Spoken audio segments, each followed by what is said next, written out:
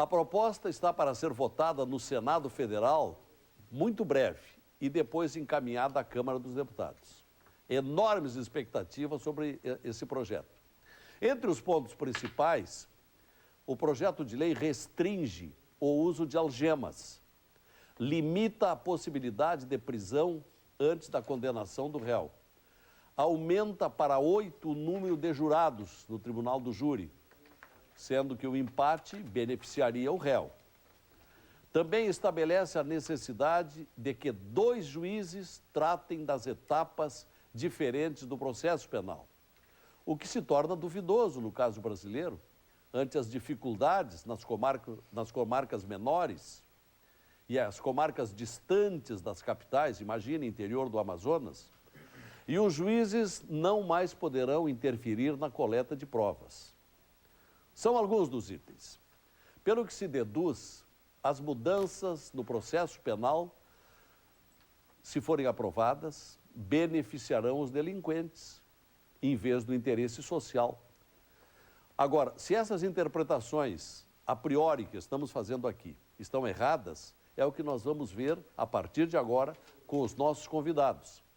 Assim como as perspectivas de aprovação ou não, ou surgimento de substitutivos ao projeto.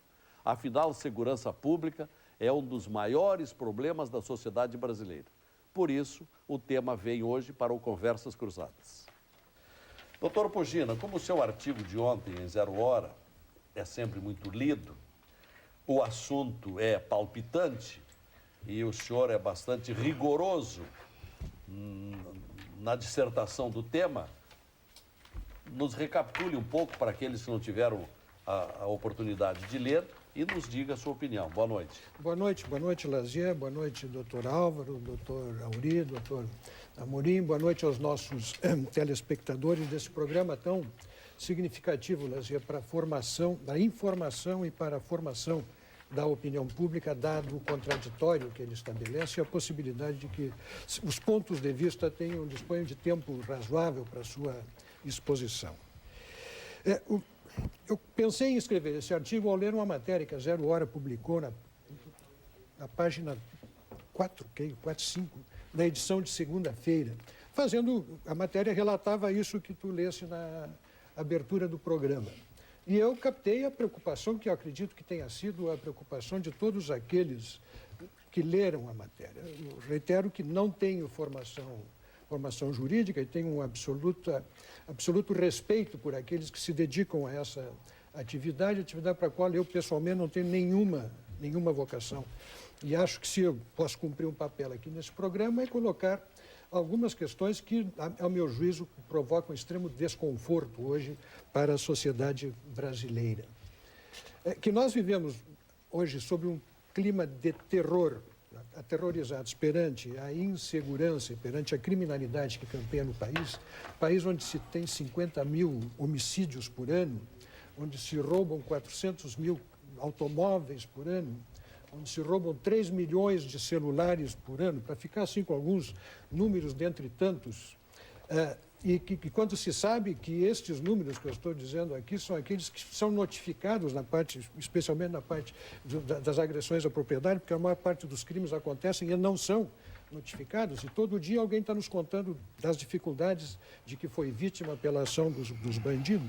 Eu não tenho a menor dúvida que a sociedade brasileira gostaria de ter uma legislação penal e um código de processo penal que assegurasse melhor, desse mais segurança para a sociedade.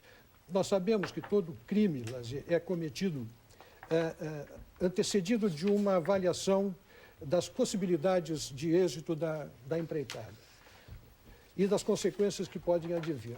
Se o criminoso faz a avaliação de que as possibilidades de vir a ser preso é extremamente pequena e a operação é rentável, ele vai investir e vai cometer o seu crime. Então, entre nome de uma polícia ágil, de uma legislação severa e uma pena também severa, são altamente inibidores da criminalidade. A pena pesada aplicada a um réu, ele tem um efeito reprodutivo dentro da própria sociedade, desestimulando outros criminosos a a cometerem esses mesmos crimes. São coisas que parecem muito evidentes, muito óbvias em qualquer análise que se possa fazer. O bandido preso e contido dentro da prisão e ali mantido para cumprir com rigor a pena que foi submetido, ele é alguém que está afastado da possibilidade de delinquir. À medida em que se abrem, se franqueia com rapidez a porta das prisões para que os criminosos retornem à vida através das progressões de pena, retornem ao convívio com a sociedade através de tantas formas, isto acaba constituindo também um estímulo para a criminalidade. Por outro lado, quem está na cadeia tem pelo menos a possibilidade de vir a ser reeducado, ser ressocializado. Então, eu sinto isso, quer dizer, o interesse da sociedade, quando ouve falar, olha, vai sair um novo Código de Processo Penal, vamos fazer uma reforma da legislação penal brasileira, a sociedade quer mais rigor, a sociedade quer uma ação mais rápida, quer mais punição, mais gente presa, mais criminoso cumprindo pena. É claro que só isto não resolve, não me venham dizer que só isso não resolve, todo mundo sabe que só isso não resolve, mas isto ajuda significativamente. Dias atrás, eu recebi um telefonema de uma professora do interior.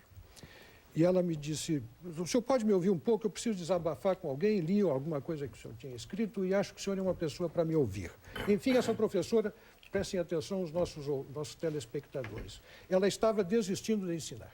Senhora, eu não consigo mais trabalhar em sala de aula. Não há mais respeito à ordem, não há mais consideração pelo professor, não há mais interesse em estudar.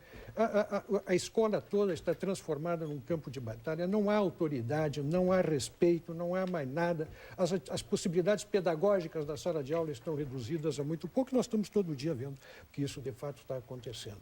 Eu disse a ela, olha, professora, o que a senhora está percebendo na sala de aula é aquilo que está acontecendo nas famílias, é aquilo que está acontecendo no trânsito, é aquilo que está acontecendo nos campos de futebol, é aquilo que está acontecendo nos sindicatos, é aquilo que está acontecendo na política. Nós estamos numa quase anomia, né, pelo desrespeito às instituições, pelo desrespeito às leis, pela impunidade. E a senhora, dentro da sala de aula, está apenas convivendo com algumas das consequências disso. Eu penso que nós precisamos retomar os antigos valores, nós temos que voltar a ter respeito à autoridade, voltar... Quando eu estava escrevendo esse artigo, eu usei uma expressão, disciplinar os alunos. A minha mulher me advertiu, essa palavra é tão complicada, disciplinar. Sabe, o próprio uso da palavra disciplina se torna mal aceita, mal recebida dentro da sociedade. Ora, mas sem disciplina não se organiza a vida humana, sem um ordenamento legal que seja considerado, que seja valorizado, que seja respeitado, não se consegue viver civilizadamente. E nós vivemos no Brasil numa festa da impunidade. E eu penso que, pelo que eu vi, na matéria da Zero Hora, pelo que pesquisei depois para ler o artigo, eu acho que esse código para aqui, ele vai facilitar a vida do bandido.